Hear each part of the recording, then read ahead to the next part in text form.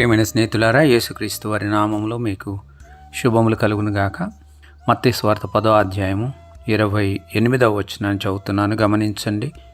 మరియు ఆత్మను చంపనేరక దేహమునే చంపువారికి భయపడుకుడి, కానీ ఆత్మను దేహమును కూడా నరకములో నశింపజేయగలవానికి మిక్కిలి భయపడుడి.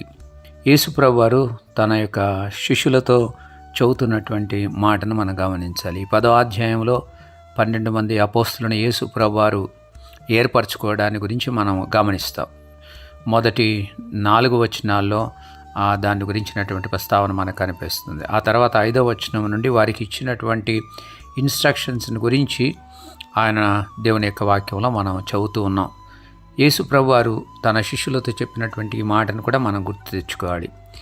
ఆత్మను చంపనేరక కేవలం దేహమునే చంపువారికి మనము భయపడవలసిన అవసరత లేదు, కానీ ఆత్మను దేహమును కూడా నరకములో నశింపచేయగలవానికి మిక్కిలి భయపడుడి. మనం ఎవరికి ఎక్కువగా భయపడాలి అని దేవుని వాక్యం మనతో మాట్లాడుతుంది అంటే, మన ఆత్మను దేహమును రెండింటినీ కూడా నరకములో నశింపచేయగల దేవునికి మనం భయపడాలి. అంటే ఈ లోకములో దేహమును నశింపచేయడానికి లేక చంపడానికి చాలామంది ప్రయత్నిస్తూనే ఉన్నారు. అవి మనం చూస్తూనే ఉన్నాం. అనేక మంది దైవజనులు, దేవుని సేవకులు, విశ్వాసులు తమ యొక్క ప్రాణాలని అలా కోల్పోయినటువంటి వాళ్ళని మనం చూస్తాం. కానీ దేవుని వాక్యం అంటుంది, అలాంటి వారికి మనం భయపడవలసిన అవసరం లేదు. కారణం ఏంటంటే, వారు కేవలం దేహమును మాత్రమే చంపగలరు, కానీ దేవుడు మనకిచ్చినటువంటి ఆత్మను వారు చంపలేరు. కానీ దేవుడు మన యొక్క దేహమును ఆత్మను రెండింటినీ కూడా నరకములో నశింపచేయగలడు. కాబట్టి మనం మిక్కిలి భయపడవలసినటువంటి అవసరత మనకుంది. అనగా దేవునికి మనం ఎందుకు మిక్కిలి భయపడాలంటే, మన దేహమును ఆత్మను కూడా ఆయన నశింపచేయగలడు. కానీ సంతోషకరమైన విషయం ఏంటంటే, ఆ తరువాతి వచనాల్లో 30వ వచనము యేసు ప్రభువారు అన్నారు, మీ తల వెంట్రుకలన్నీ లెక్కింపబడ్డాయి, మీరు అనేకమైన పిచ్చుకల కంటే శ్రేష్ఠులు.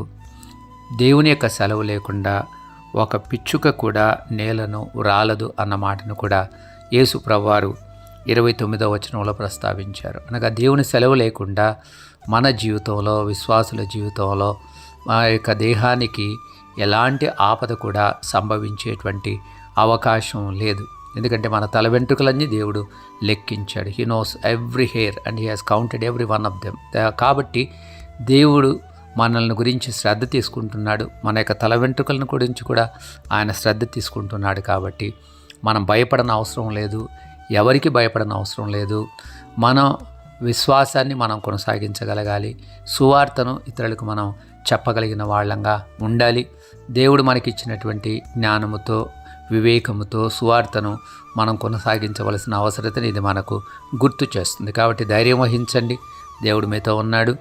దేవుని యొక్క సెలవు లేకుండా మీ జీవితంలో ఏది జరగదన్న వాస్తవాన్ని గుర్తుపెట్టుకొని దేవునికి మిక్కిలి భయపడటం మనం నేర్చుకుందాము గాక.